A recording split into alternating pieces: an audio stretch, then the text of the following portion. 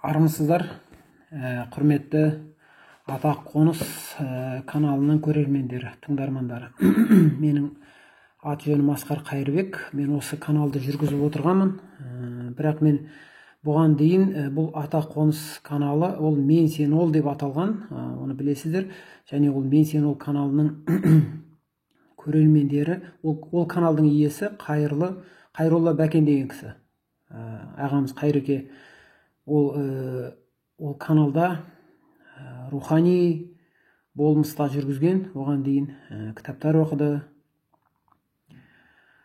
Енді менің де көзқарасым саяси бағытта болатын. Менде өзімді Асқар Қайырбек деген каналым бар. Мен сол екі каналда бірдей жүргізіп келдім, бірақ мен байқаймын, мына жерде мен жаңағы Қайрекеңмен алғанда 20 мыңға жақын, 19.100 подписчик болған, жазылған адамдар болған.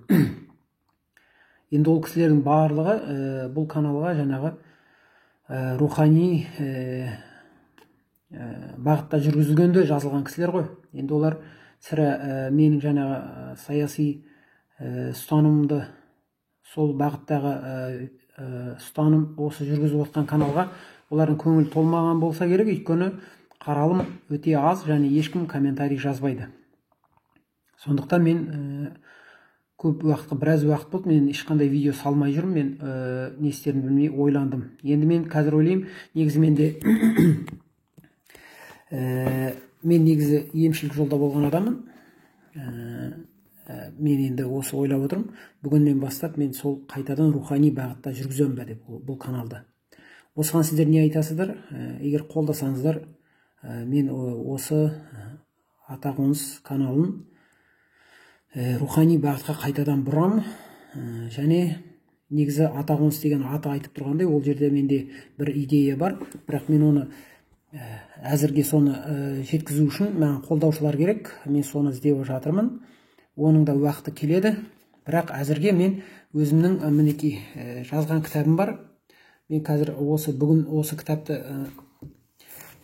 жазылған бір ойларым бар, рухани әруақ туралы жазылған, соларды оқимын.